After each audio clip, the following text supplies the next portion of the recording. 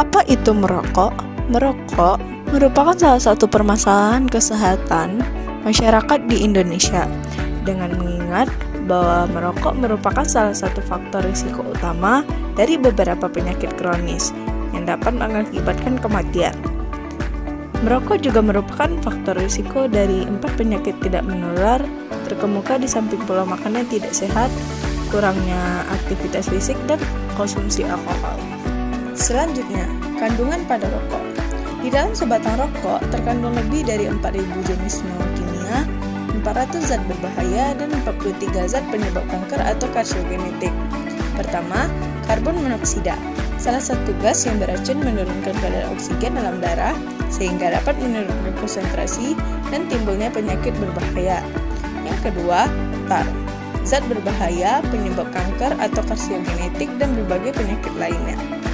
Yang ketiga, nikotin, zat berbahaya penyebab kecanduan atau adiksi. Perokok terbagi dua. Pertama, perokok aktif adalah individu yang merokok secara langsung, yaitu dengan menghisap rokok dan menghirup asap yang dihasilkan. Mereka memilih untuk merokok baik sebagai kebiasaan, gaya hidup, dan mengatasi stres. Yang kedua, perokok pasif adalah individu yang tidak merokok, tetapi terpapar asap rokok yang dihasilkan oleh perokok aktif. Perokok pasif dapat terpengaruh oleh asap rokok langsung, atau asap yang dihembuskan oleh perokok aktif, dan asap yang berasal dari pembakaran rokok atau asap yang dihasilkan saat rokok menyala. Selanjutnya, dampak kesehatan. Pertama, dampak kesehatan perokok aktif. Perokok aktif menghadapi berbagai risiko kesehatan, yaitu A. Penyakit pernapasan. Merokok dapat merusak saluran pernapasan dan paru-paru, meningkatkan risiko penyakit seperti bronkitis kronis, emfisema, dan penyakit paru obstruktif kronis atau PPOK. Asap rokok mengiritasi saluran pernapasan, menyebabkan batuk, produksi lendir berlebih, dan nafas pendek. B. Sistem kekebalan tubuh melemah. Merokok menurunkan kemampuan sistem kekebalan tubuh dalam melawan infeksi, sehingga perokok lebih rentan terhadap infeksi seperti pneumonia dan flu. Penyembuhan luka juga menjadi lebih lambat bagi perokok karena aliran darah yang buruk. C. Gangguan pada sistem reproduksi. Pertama, pada pria, merokok dapat menyebabkan disfungsi ereksi akibat aliran darah yang tidak lancar. Yang kedua, pada wanita, merokok dapat mengganggu kesuburan dan meningkatkan risiko komplikasi kehamilan seperti kelahiran prematur, bayi dengan berat badan rendah, serta risiko sindrom kematian mendadak pada bayi atau SIDS. Yang kedua, dampak kesehatan bagi perokok pasif. Pertama, gangguan pada anak-anak. A. Anak-anak yang terpapar asap rokok lebih rentan mengalami infeksi telinga, penurunan fungsi paru-paru, dan perkembangan asma. B. Paparan asap rokok pada masa kanak-kanak juga dapat meningkatkan risiko masalah kesehatan jangka panjang, termasuk gangguan pernapasan dan penyakit jantung. 2. Masalah pada mata dan kulit.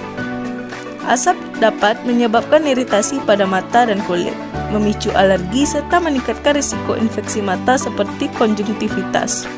Ketiga, gangguan kesehatan mental. Paparan asap rokok secara terus-menerus dapat meningkatkan stres dan mengganggu kesejahteraan mental, terutama pada anak-anak yang tinggal di lingkungan dengan perokok. Selanjutnya, upaya mengendalikan perokok aktif dan pasif. Pertama, melarang penjualan rokok kepada anak-anak di bawah umur dengan memperketat pengawasan penjualan terhadap lingkungan sekitar. Yang kedua, melakukan kampanye anti rokok dengan menggunakan media sosial, iklan, dan acara publik untuk menyebarkan informasi tentang bahaya merokok bagi perokok aktif dan pasif. Yang ketiga, membuka program pendidikan dengan menyediakan program pendidikan di sekolah untuk meningkatkan kesadaran sejak dini tentang bahaya merokok. Yang keempat, bantuan konseling, memberikan dukungan konseling untuk perokok yang ingin berhenti, termasuk akses ke layanan berhenti merokok dan terapi.